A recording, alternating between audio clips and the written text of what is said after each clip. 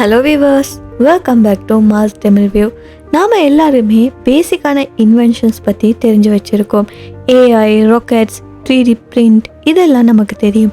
ஆனால் நான் இன்றைக்கி இந்த வீடியோவில் சொல்ல போகிறது ஜஸ்ட் ஆர்டினரியான இன்வென்ஷன்ஸ் இல்லை. இது எல்லாமே உலகத்தையே கதைக்கலைங்க வச்ச புது டிஸ்கவரிஸ் அண்ட் சீக்ரெட்டான ரிசர்ச்சஸ்ன்னு சொல்லலாம். நம்ம கண்ணுக்கு தெரியாத கடலோட அடியில் அண்ட் பிரமிட்குள்ளே ஈவன் நம்ம பாடியோட ஹெல்த்தில் கூட இதெல்லாம் நடக்குது. ஸோ இன்றைக்கி அதை பற்றி தான் ஃபுல்லாக எக்ஸ்ப்ளோர் பண்ண போகிறோம். இப்போ வாங்க வீடியோக்குள்ளே போகலாம். ஸோ முதலாவது பார்த்தீங்கன்னா, நம்ம எல்லாருக்குமே தெரிஞ்சிருக்கும் ஆக்சிஜன் எப்படி ப்ரொடியூஸ் பண்ணப்படுதுன்னா தாவரங்கள், மரங்கள், அல்காக்கள் இது எல்லாமே ஒளிச்சேர்க்கை பண்ணி தான் ரிலீஸ் பண்ணப்படுது. ஸோ அதுதான் நம்ம சுவாசிக்கிற ஆக்சிஜன். ஆனால் ரீசெண்டாக சயின்டிஸ்ட் ஒரு புதிய கண்டுபிடிப்பை கண்டுபிடிச்சிருக்காங்க. பெசிபிக் ஓஷனில் மிக ஆழத்தில், அதாவது 4000 மீட்டர் டெப்த்தில் பாலிமெட்டாலிக் நொடுல்ஸ்னு சொல்லக்கூடிய கல் மாதிரியான பொருட்கள் இருக்குது. ஸோ இதில் என்ன தெரிய வந்திருக்குன்னா, அந்த நொடுல்ஸில் இருந்து லைட் இல்லாமையே ஆக்சிஜன் வெளியே வருது. ஸோ இது சயின்டிஸ்ட்டுக்கு மிகப்பெரிய ஆச்சரியமாக இருக்குது. அண்ட் சயின்டிஸ்ட் இதுக்கு பேர் வைக்கிறாங்க. ஸோ நார்மலி நம்ம நினைக்கிறது ஆக்சிஜன் ப்ரொடியூஸ் பண்ணப்படுறது உயிர்களாலன்னு சொல்லி. ஆனால் இங்கே உயிரில்லாத கற்கள் மாதிரி இருக்கக்கூடிய நொடுல்ஸ் ஆக்சிஜனை வெளியே விட்டு அந்த பேசிக் ஐடியாவே மனசை விட்டு தூக்கி எறிய வைக்குது. ஸோ இது உண்மைனா அதால் நமக்கு புரியப்பட்ட விஷயம் என்னென்னா, ஏர்லி எர்த்தில் உயிர்கள் பிறக்க ஆரம்பிக்கிறப்ப மரங்கள், தாவரங்கள் இதெல்லாம் இல்லாத நேரத்திலே ஆக்சிஜன் இருக்கிறதுக்கான வாய்ப்பு இருந்திருக்கு. ஸோ அதனால தான் ஏலியன் லைஃப் வேறு பிளானட்ஸில் இருக்கலாமான்றது கூட ஒரு மிகப்பெரிய க்ளூவாக இது அமைஞ்சிருக்கு. ஸோ நெக்ஸ்ட் டிஸ்கவரி பார்த்தீங்கன்னா, உங்களுக்கு கேட்குறதுக்கு ரொம்ப சிரிப்பாக இருந்தாலுமே சயின்ஸுக்கு இது ஒரு மிகப்பெரிய விஷயமா இருக்குது. ஒரு சின்ன பூச்சி இருக்குது, அதோட பேர் பார்த்தீங்கன்னா ஷார்ப் ஷூட்டர் பக்னு சொல்லப்படுது. ஸோ இது என்ன பண்ணுதுன்னா, மரத்தில் இருந்து வர நீர் மாதிரியான ஜூஸை குடிக்கும். ஸோ அதனால் இது தினமுமே நிறைய நீரை குடிக்க வேண்டியதாக இருக்குது. அதே மாதிரி அதிகமான அளவு சிறுநீரும் கழிக்கும்.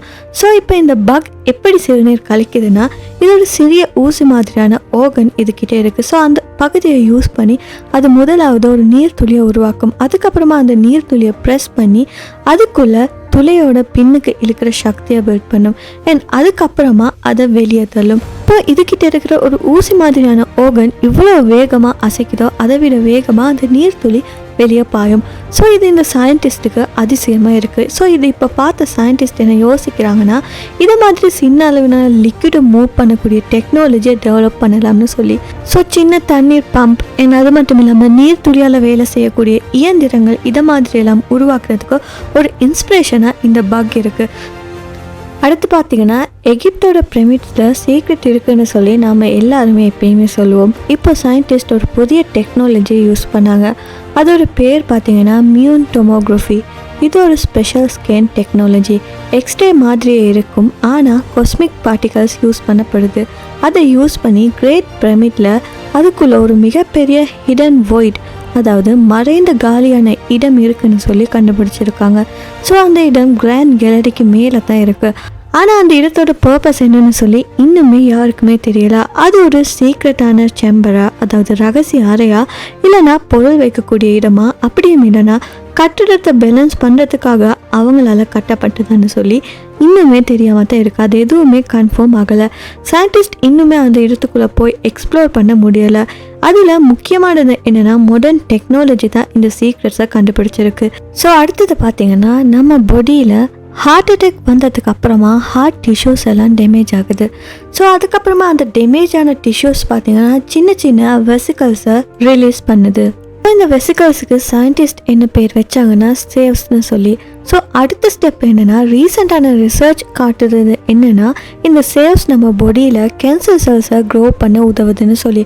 அதாவது ஒருத்தர் ஹார்ட் அட்டாக்ல சர்வை பண்ணாலுமே அடுத்து கொஞ்சம் காலத்துக்கு அப்புறமா அவங்களோட பாடியில் கேன்சர் டெவலப் ஆகிறதுக்கான ரிஸ்க் அதிகமாக இருக்குன்னு சொல்லி கண்டுபிடிச்சிருக்காங்க. ஆனால் ஒரு நல்ல நியூஸ் என்னென்னா, சில மருந்துகள் இருக்குது. அதில் ஒன்று தான் ஸ்பைனரோலெக்ட்னு சொல்லக்கூடிய மருந்து.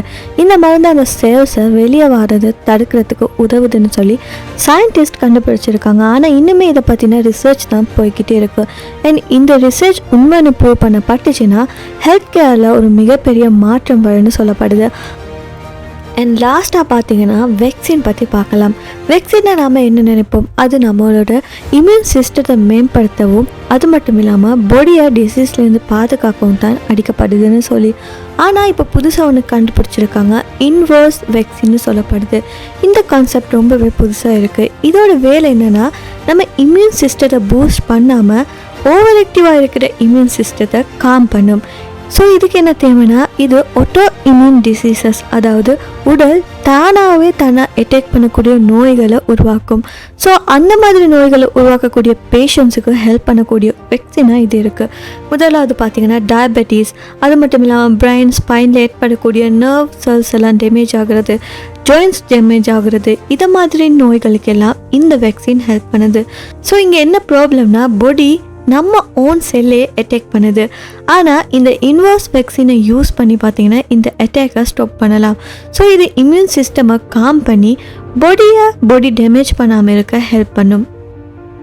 ஸோ கைஸ், இப்போ நம்ம பார்த்த கடலில் அடியில் இருக்கக்கூடிய டார்க் ஆக்சிடென்ட், பூச்சிகளோட ஃபாஸ்டஸ்ட் பி, பிரமிட்டில் இருக்கக்கூடிய சீக்ரெட் வாய்ட், ஹார்ட் அட்டாக்லேருந்து கேன்சருக்கான ஷாக்கிங்கான லிங்க், அது மட்டும் இல்லாமல் இம்யூன் டிசீஸுக்கு இன்வர்ஸ் வெக்சின், இது எல்லாமே பேசிக்கான டெக் இல்லை. இது எல்லாமே யாராலையுமே தெரிஞ்சுக்கொள்ள முடியாத சயின்ஸில் நடந்து கொண்டே இருக்கிற டிஸ்கவரிஸ்னு சொல்லலாம். ஸோ இதை மாதிரி இன்னும் சயின்டிஃபிக்கான மிஸ்டீரியஸான வீடியோஸ் வேணும், மறக்காம இந்த வீடியோ லைக் பண்ணி உங்கள் ஃப்ரெண்ட்ஸ் கூட ஷேர் பண்ணுங்கள். அது மட்டும் இல்லாமல் நம்ம யூடியூப் சேனலை சப்ஸ்கிரைப் பண்ணி பக்கத்தில் இருக்க பெல் ஐக்கானையும் கிளிக் பண்ணிக்கோங்க. இன்னும் ஒரு இன்ட்ரெஸ்டிங்கான வீடியோவில் நான் உங்களை சந்திக்கிறேன். Until then, stay curious, stay safe.